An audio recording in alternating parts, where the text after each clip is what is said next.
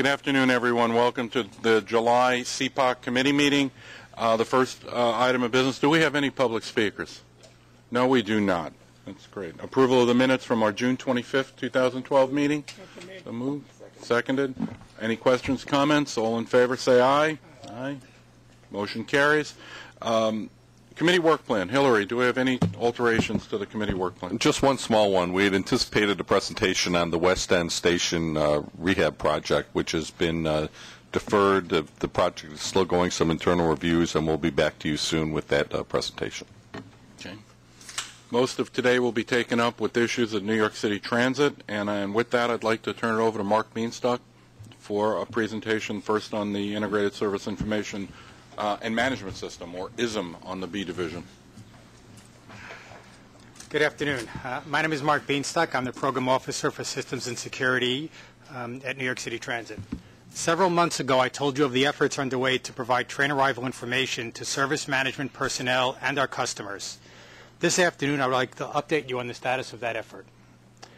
We have completed the installation of the new PACIS Public Address Customer Information System on the entire A Division. That's the number of trains. This system receives train location and schedule information from the Automatic Train Supervision System, ATSA, and displays train arrival information in passenger stations. The system has been very successful and has created an expectation and a desire for similar information on the B Division. However, the signal modernization program for the B Division is still underway. There is no centralized train tracking and control system deployed on the B Division. In order to provide train arrival information, we need a system to track the trains and identify the trains running on the B Division. We did implement several technology pilots over the past 2 years to provide a basic level of train service information to our customers on the B Division. The pilots display train service information at 45 B Division stations. The pilots were focused on identifying trains and tracking trains under various operating conditions. The lessons we have learned from these pilots, as well as from some external events, has forced us to refocus our priority on providing information to train service supervisors at the Rail Control Center and incorporating schedule information along with train tracking to provide accurate information to our customers. Let's take a moment to look at the B Division and understand the complexity and scale of this effort as compared to the A Division. The B Division is twice as big as the A Division. The majority of the B Division signal system has yet to be modernized. The unmodernized lines are shown in red on the right. Here you can see a comparison of major system parameters. Two key indicators to note are the 120 interlockings on the B Division, twice the number on the A Division, and the 32 towers on the B Division, 2.5 times the number of the A Division. The overwhelming majority of towers on the B Division are local towers, manually controlling interlockings and stretches of track. As part of the modernization program, these towers are consolidated into master towers, and the interlockings are upgraded to current control and indication standards. Our long-term goal has always been to develop a system similar to the ATS system, which was deployed on the A Division and then deployed on the B Division. Recognizing the need to begin providing information as quickly as possible, we established an interim goal focused on train identification, train tracking, and information. There are many paths which lead to our long-term goal and involve trade-offs between capability, functionality, scale and scope versus time. Choosing the proper order for implementing different functionality is critical to the success of the project. For example, it is important to make sure that we provide information for service management before we provide customer information, while still remaining focused on providing the customer information in a timely manner. To help ensure that we will be proceeding on the best path, we are using a disciplined system engineering approach for this effort. We are completing the concept of operations, taking into account all stakeholder needs and priorities. This living document will inform the master plan and become the cornerstone of the design efforts. The ConOps has focused the entire team on the purpose of the project, providing consistent and timely information to staff and customers, the major objectives of the project, improving service management, improving safety and security, providing better information to customers, and improving our scheduling and operational performance, And finally, the name of the project, Integrated Service Information and Management. All of these reflect the interim goal as well as the long-term goal of the project. To summarize the operational concept, the system captures information from field staff and various systems, integrates the information, and distributes it to operations and management staff as well as customers both in and out of stations. And that's important because we would anticipate providing information to customers and have it available to them outside of stations on smartphones or the web before we'd be able to complete a full deployment of an upgraded PACAS system on the B division. So we'll still be providing that information. It will arrive at the stations incrementally, and it will be available outside of the stations a little earlier than that. Moving forward, we will finalize the concept of operations, develop the master plan, and begin several projects to capture train information and integrate the information for use by internal staff and distribution to our customers. These efforts will be coordinated with the ongoing projects in both the Signals program and the Systems program to ensure that we provide accurate and timely information to our internal and external customers as soon as possible.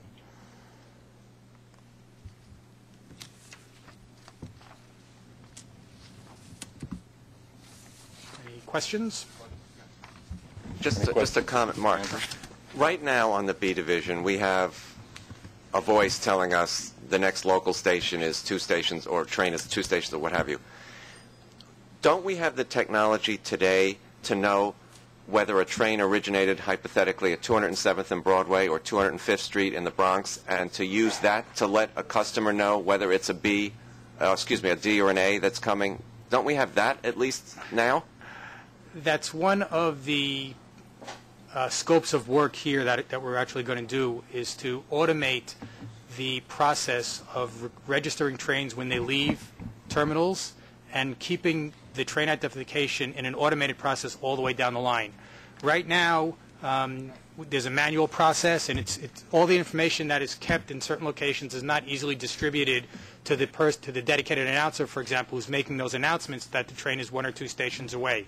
One of the early efforts will be to automate that using either an existing system that we have at Transit or a newer system to keep that train ID all the way down the line and have it available on a terminal, not only to local service management, to local towers, but also to the dedicated announcers. It's not as elegant as the A division. That's right. Solution, but it's a solution. Correct.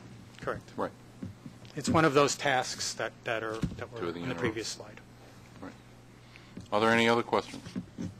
I would just say this is something that riders really are looking forward to, because, as I've said before, when we got it on the A division, information is just something you really want to have. Unfortunately, sometimes on the A division it gets fooled a little. I've seen the countdown go from 6 minutes to 1 minute in under a minute. So obviously sometimes it gets fooled, but it still gives you something of an idea. Correct.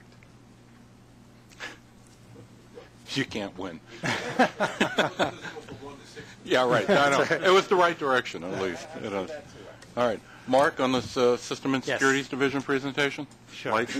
The next thing I'd just like to update you on are 2 projects, the ATMB, which is the high-speed fiber optics communications network installed on the B division. The project achieved substantial completion on April 10th. We're currently closing out some last remaining issues, doing some functional review of certain systems and completing punch list, and that job is essentially done. And the PACIS system, a public address customer information screen system, which I talked about earlier, achieved substantial completion for all 153 stations on March 30th. And we are also currently just completing punch list and reviewing some final remaining as-built drawings. But both of those systems are now substantially complete after a long, hard road, and we're looking forward to moving on to some newer, more exciting projects. Are there any questions? Moving right along. I was just going to pass along, we agree with the assessment at this point. That's Gary. That's from the IEC. Okay. The next presentation is from Nej Patel regarding Signals and Train Control Division. And that's in section 2-19, excuse me. Good afternoon. I'm Nidesh Patel, Program Officer for the Signals and Train Control. Today I will brief you on the status of the two ongoing CBTC projects. In June 2010, NYCT awarded the CBTC project to Thales Inc. for an overlay the CBTC on the entire Flushing line from Main Street to Times Square, including the extension all the way up to 34th Street. Also, under this contract, we're going to modernize two interlocking, one at the First Avenue and the second at the 42nd. And I just want to assure you that all the CBTC activity is not going to cause any delay to the opening of the extension.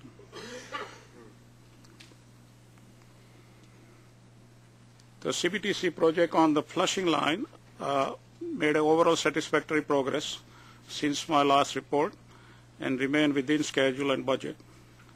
NYCT finalized the preliminary design review on April 15, 2012, and we also constructed the First Avenue relay room structure during the first quarter of 2012, where we piggyback on the 11 outages on some of the CPM projects. Additional track outages are also planned later this year and early 2013 to do all the activity related to the two interlocking and CPM projects. Looking ahead for the next 6 months, critical design and final design will be completed this quarter. The contractor will continue installation work on the line, including Times Square and First Avenue interlocking. There are some delays on intermediate design milestone, but has no impact on overall schedule to the project. There are some definite delays on the Thales radio development, and we are closely monitoring their progress at this time. And we created some of the mitigation plan also by separating the hardware and software activity related to the radios. So we don't feel at this time that the delays in the overall development will cause any project delays to the project completion date. Satisfactory progress has been made in hardware manufacturing, and the factory acceptance test is on schedule. And the delivery of the first train, which we need to finalize the car interface, is also R188 contract with the Kawasaki, is also going on satisfactory path. The second project is the CBTC Culver Line Integrated Test Facility. NYCT awarded this contract to Siemens Thales Consortium in September 2011. Just a reminder that from now on, we're going to focus on the B division modernization, and we chose the CBTC as our primary signaling system going forward. And considering that due to the diverging route and the lack of dedicated car fleet for each line, future CBTC equipment must be proven to be interoperable and safety certified for safe passenger operation. This project will give us that. And also it will provide the integrated test facility, and we're going to equip a dedicated track on the cover line between 4th Avenue and Church Avenue to prove the CBTC equipment interoperability from the other supplier also. So using that track, that's the southbound express track? B3 track, right. So that's the one that goes under Park. Right. Mm-hmm. How much of the day would you be utilizing that track? Off-peak only, right. This is only the testing, and I'm going to wind up testing only for 6 months. Okay, thank you. This project is progressing well and remains on schedule and within budget. We're going to finalize the interoperability and interface specification this quarter, and that will be used to start qualifying other CBTC supplier. And we're sending the RFI out this month, inviting the industry to support developing other CBTC supplier. And we're going to use the integrated test facility and the test track to qualify more suppliers so we can get a better competition. So that's conclude my presentation. Any question? One quick one, if you don't mind. Sure. The R188 contract, was that specified in the beginning to be a CBTC-equipped car? CBTC ready. Ready. Right. Ready. Now So- we're telling them to equip it. From R11, R211, and further our contract, we should be able to get the train with the CBTC equipment on it. Because this contract will give us that the opportunity to buy the train with the CBTC on it. So successful completion of this project is important. Any other questions? Jerry, the IEC report? We're in agreement with the assessment and then status and update they provided, so we're fine with this. Okay. Moving along to the next presentation, Bill Montanil and Bronco Cleva on Stations Program. Gentlemen? Thank you. Good afternoon. I will give you an update on the implementation of the 2010-2014 capital program, including the status of design, awards, construction, and completions of rehabilitated stations and components and other work, and Bronco will speak about the strategy to supplement and preserve that capital investment in a station. Just a quick reminder of how we are approaching the work. We have a process of performing a condition survey every 5 years to maintain a rated database of components, and currently we have 3 distinct types of contracts out there. Our station rehabilitations that were previously awarded are wrapping up, and our renewal and component program is kicking into high gear. We are in the middle of our latest condition survey, which will be completed by the end of this year, and our focus has shifted to our renewal and component campaigns. Through the second quarter of this year, we have 165 stations in either the master plan or design stage, 126 component projects targeting stations with components such as canopies, staircases, and windscreens rated 4 or worse will be awarded by 2014. 23 station renewal projects are being designed with 10 locations, 4 on the Pelham line and 6 on the Liberty line, to be awarded by the end of this year. We have 4 ADA projects currently in design, with 2 scheduled for award this year. Also, 1 elevator project encompassing 6 stations will be awarded this year. On the construction side, since we last met in November of last year, we have completed 17 construction projects. 3 station rehabilitations and 3 component projects will be completed this year. Progress on the small business mentoring program continues, with work proceeding on 5 projects. Looking further out to the end of the program, 6 ADA projects and 1 station renewal project will be completed. To continue to update you with a chart tracking individual components, the highlighted column on the right is the significant progress made since the last time we spoke in November. Our objective is to address defects rated 3 or worse, 1 being the best condition and 5 being the worst condition. Using the component platform edges as an example, 51% of the platform edges are rated at less than 3, and this is a 5% increase since last November. Similarly, there was a 7% increase in canopies rated less than 3 and 6% increase in other, which are ramps, overpasses, and embankments. The easiest way I can explain this is to think golf. We want the lowest score down to 1. Sure. Would it be possible to get a copy of that slide and to the left of the various categories show the number of stations in that category? Do you have that? We could, Obviously, there's no windscreens in underground stations. right. We can come up with that. Terrific. Thanks. In tracking our progress toward reducing the backlog of defects as it relates to the universe of all of our station, I'd like to bring your attention to the hatched area of that pie chart. We have completed 16 station rehabilitations since the last time we've met. Some highlights of our projects currently in construction. These are the new elevators at Mott Avenue. Looking across the tracks, this is the new platform and windscreens at the Court Square station, which took full advantage of the Flushing Line weekend outages. Closed for 10 weeks, new composite platforms, windscreens, and stairs were installed, and the mezzanine was completely rehabilitated. This is a picture of the old platforms. Notice the patchwork of repairs, and the windscreens were simply painted metal decking. Here is the new composite platform and new windscreens. Another example of the staircase before, again, patches, and the new staircase once we're done with it. And this project complemented a previous project that installed a glass enclosed transfer between the 7, E, G, and M lines. And there it is in the lower right, all lit up.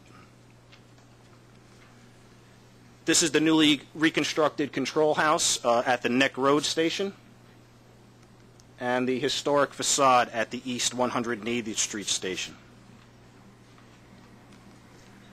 A listing of our ongoing station component projects. The component program works very well with the Small Business Mentoring Program, and I'm pleased to report that New York City Transit has exceeded our year 2 goal. Over $12 million worth of small business mentoring projects was awarded. And here's a small example of a refurbishment of our stairs and canopies at 104th Street. At this time, I'd like to turn the presentation over to Bronco. Good afternoon. Good afternoon. I would like to talk to you about our in-house program, which supplements the capital program. Slide 1. The Division of Station, Environment, and Operation in-house forces supplement the capital program by performing work at selected stations where the capital component program is performing work. The combination of capital component work and the operating work, which includes intense cleaning, station painting, and repairs, enhances the overall station appearance so that the investment is more apparent to our customers. Stations Forces completed work at 7 stations in 2011, completed 12 is going to complete 12 this year, and will complete another 12 in each of the 2 upcoming years.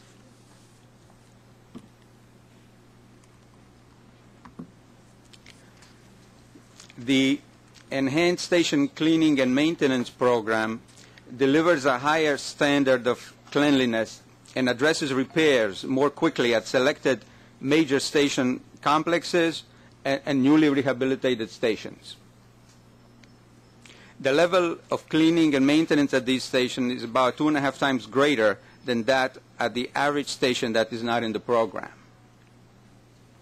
The program was started in 2010 at 19 major stations and expanded to 38 by the end of 2011, and we plan to add another 22 newly rehabilitated stations by the end of this year for a maximum of 60. That concludes my presentation. Any questions? Bronco, if you go back 1 slide, you'll want to change that Hoyt Avenue to Hoyt Street. Okay. Hoyt. Let's go with Hoyt. Okay. Are there any other questions? I do want to make a reference to the board that as we go down and we do these various different station cleanups and this entire station program, we spend the capital dollars. You're going to start to see increased dollars are going to need to see on the maintenance side, because I'll be damned if we spend all this money and then all of a sudden we fall back into what we did in the 40s, 50s, and 60s. So don't be surprised that this is going to be an area that I'm going to have to work with Bob Ferran on to jawbone to get more money, because it's important, you know, if we're going to spend this money to make it look new and clean, we have to keep it up. The perfect example was we renovated Nevin Street, and then we didn't waterproof it, and a lot of rain came in and ruined the thing. So that's a perfect example. There are a whole bunch of them like that. There really are. But okay, now CPOC is shifting over. We're going to do this little out of order. The next is going to be an update on our small business development program with Emil Patel. Emil? And this is tab 3.2. Hi, this is Emil Patel. I just wanted to give you an update on the small business mentoring program as we concluded our year 2 of the program. In summary, on year 1, we had awarded 25 projects worth about $14.2 million, out of which 22 have been substantially completed or closed out. In year 2, we awarded 31 projects worth about $17.2 million, of which one has been substantially completed and closed out. Initially, we had set goals for year 1 and 2 in the amount of $25 million. Against that, we have achieved or awarded in actual $31 million. I'm pleased to report that. For years 1, 2, and 3 cumulative, we have a goal of $47.5 million. The way we calculate that goal is really year 1 we had $10 million in for the goal, year 2 we had 15, and year 3 we have 22.5. So that amounts to 47.5. Our performance matrix in the small business mentoring program is stated on the next slide. Our payments, we have exceeded our payments and the award goals. The closeouts and change orders, we have not met our goal, but we are doing everything we can. We have been talking to the agencies for improvement in the process so we can meet our goals. And submittals and RFIs, we have been within 10 and 5 respectively. Next slide, we have the projects laid out geographically, year 1 and year 2 projects. As you can see, we have projects all the way up north as Poughkeepsie and Port Jervis, and on the east we have up to Stony Brook and Ronkonkoma. So in short, we have projects all over the area that the MTA serves. So far, we have had projects in 10 counties, 10 New York counties. The following slide is all our outreach efforts. Since we last reported, we have had additional outreach events held in Hartford, Stamford, Ulster County, Bronx, and the Brooklyn. In Hartford and Stamford, we are going to also have another events.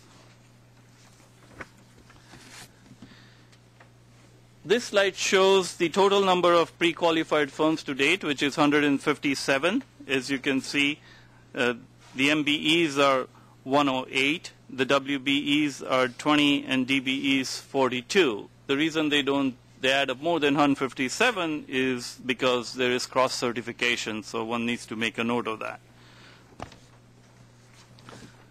Accomplishments and results.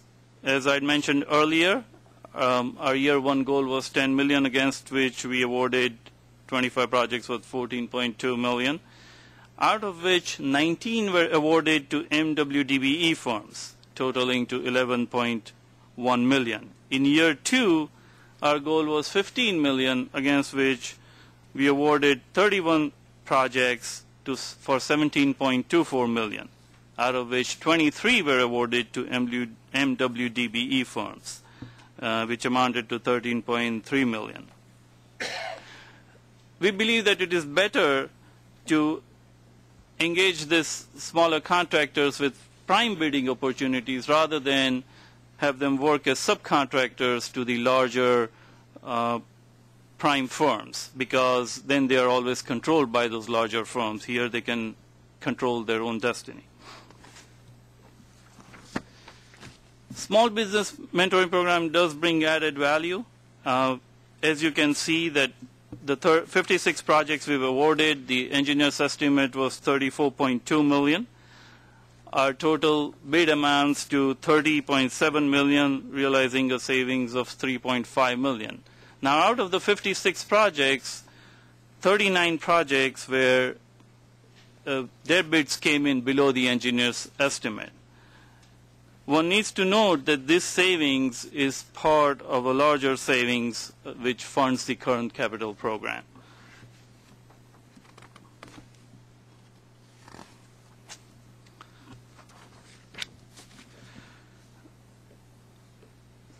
Our accomplishments and results. In the 56 bid opportunities that we have had for the contractors in year 1 and 2, 56 bid solicitations. We had 430 bid opportunities given to the contractors. We have had our mandatory classroom training program. 112 firms have taken advantage of it and have completed the 10-course training since we started it in fall of 2010. We also understand that this MWDB contractors have difficulty in attaining capital to fund their construction projects. Therefore, MTA instituted the Carver Loan Business Program, where we engaged Carver Bank. 7 loans have been approved since April 2011, out of which 2 loans have been satisfied, and there are additional 4 loan applications in process. Looking ahead, MTA has also started to work on the federally funded projects program, the small business projects, and we are awaiting FDA approval from the administrator of the FDA, Peter Rogoff, which is imminent at this time. The next one is supporting the statewide mentor protege program. The governor has requested the MTA to help develop the statewide mentor protege program in conjunction with the governor's office and the Empire State Development Corporation. The governor's office has also requested us to help them develop a statewide bond program. Working with the governor's office, the Empire State Development Corporation, and DASNY, they have liked our contract with Willis, which has in their scope, Willis is our OSIP administrator. They've liked in our scope the small business mentoring program, bonding program, and therefore they want to piggyback on that and institute a statewide bonding program using that. Finally, I would like to take this opportunity to thank all the agency personnel who have worked hard to continue the success of the program, which has helped us achieve our goals and in this case exceed our goals. Thanks. Thank you. Any questions for Emil? None? Let's move right along to the quarterly update on our MWDBE participation. Gwen? Yes, my name is Gwen Harleston. I'm replacing Mike Garner in his absence. The overall goal, I want to direct you first of all to page 3-1. There's no slide for this presentation.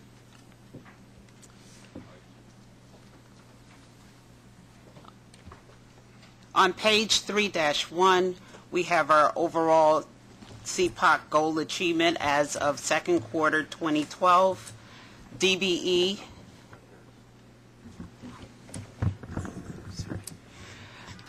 the DBE, for DBE, we reached a goal participation of 15.2, MBE 13.6, and WBE 24.5.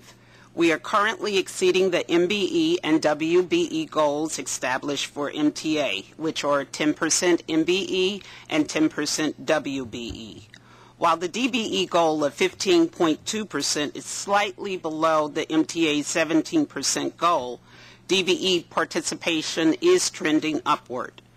As you will notice, during the first quarter of 2012, DBE participation was at 10.1%. But by the end of the second quarter, the DBE participation was at 19.8%. During the first quarter of 2012, a $262 million DBE contract was awarded, and the goal had to be reduced from 17% to 8% because of the specialized nature of the work involving underground track, signal, power, and a communication system for New York City Transit.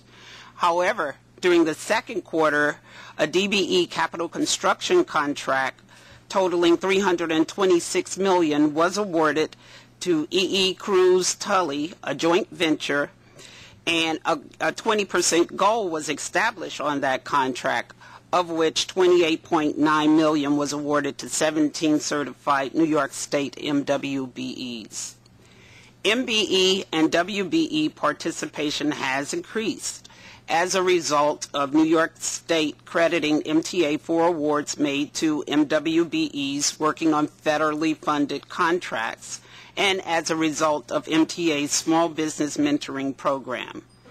MTA's Small Business Mentoring Program is awarding contract to MWBEs as primes, when historically we had focused on MWBEs for subcontracting opportunities. This change in approach means that the full contract value on work performed by MWBEs as primes is credited toward MTA's MWBE participation. The investment in the Small Business Mentoring Program has resulted in increased direct prime contract award to our pool of certified MWDBEs, while at the same time reducing cost. And Emil mentioned that when he talked about the added value. The Small Business Mentoring Program also ensures that direct and indirect jobs are created on all levels within 10 of the 12 county regions that we serve. Over 750 jobs have been created thus far within the MWBE communities. Some of these communities have historically been excluded from job creation and economic development opportunities. Are there any questions? Okay. There being none, our next presentation is regarding our signal improvements, continuation of our signal improvements in Jamaica, mostly dealing with lightning rods and things like that that are being implemented, as we all know why. If there are any questions, we've got some folks here from Stephen Diana, and Bill Hogan are both here from the Long Island Railroad if there are any questions. There being none, let's move along to Hillary Ring to go over the program status update. The report on completions and commitments is on page 5.2 of the book. I don't know if anybody had any questions. Overall, we're still on goal to achieve the goal. We're 96% is forecast to achieve of the 100%. One of the items on here is smart card implementation. Mm-hmm. And if I'm reading it correctly, we're going to have the design awarded in September. Are we still on goal for that? Or? No, and No? what this has to be updated again. Oh. In fact, I think in November, CPOC is going to have a presentation from Transit laying out the strategy and the path forward. So, no. Okay. Right. No, that project is moving forward, but it's been reorganized, and I'm starting to take some very personal interest in where we go with that. And there have been some interesting developments, and especially in the banking community in the last couple of months. So it should be helpful. Are there any questions? Are there any comments? I'll entertain a motion to adjourn. Seconded. Thank you.